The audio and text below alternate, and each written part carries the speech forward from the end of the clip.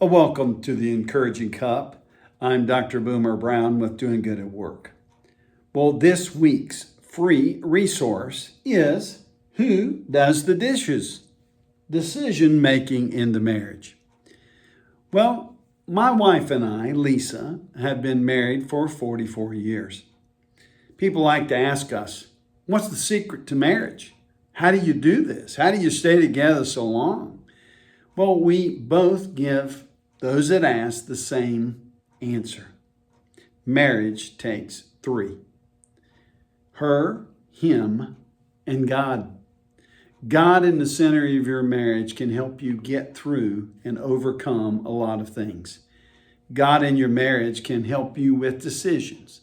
God can help you when you make mistakes.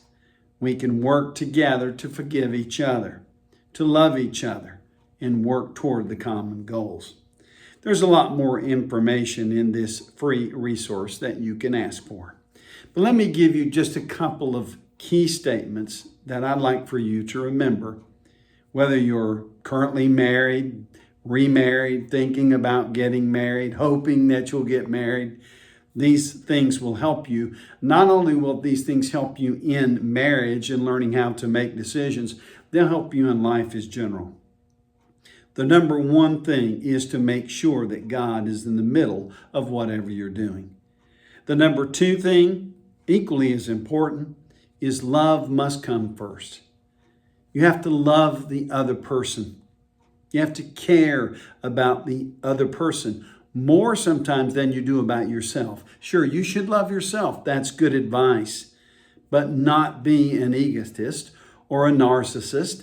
You don't love yourself more than other person. You don't love yourself more than your spouse. You love them and you want the best for them and you care for them and you are willing to work through any decision, any situation, because love is the foundation. At the end of the day, if your marriage, relationship, or whatever it is going to succeed, it must be founded upon God. And the characteristic of God that must come through every relationship with you have, including marriage, must be to love the other person. Sure, there are roles. There are simple decisions that you'll make, like who's going to wash the dishes, who's going to mow the grass, who's going to do the laundry, who's going to change the baby's diaper. I really don't know about all those things. You can come to simple agreements on those things. It's the big things that sometimes cause us issues. And generally, it's around selfishness, or we want what we want. The good advice I give you is spend a lot of time in 1 Corinthians chapter 13. Because love is patient. Love is kind. Love does not envy or boast. It doesn't want its own way. It's not arrogant. It's not rude.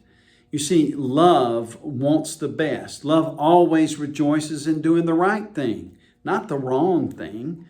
And love, it will help you endure all, to bear all, to believe all. Love, it won't ever fail you. That is the key to marriage. That's the key to any relationship. And that's also the key to making any decision. You see, it comes down to this. We are practitioners of servant leadership. We serve one another. We care about the other person. We listen. We think. We pray together. We talk it out. We work through. Yes, there are issues around authority. Yes, there are issues around roles. If you want more information about that, ask for the free resource. But my simple way of looking at marriage and decision making and any relationship, child rearing, whatever it is that you're doing, the key is to have God in the center of that. To let love come out first, to be a servant leader, to care more about the other, to want the best for everyone in that situation. That's what I encourage you to think about this week on the Encouraging Cup. Get your free resource or look through the list of other resources. If you need to speak to someone, a mental health first responder, you can request that conversation via email, or we can help you with counseling referrals if you would like. The only way we know that you have a need is by communicating with us. So thank you for listening to this week's Cup. And as always, I look forward to seeing you next week on An Encouraging Cup.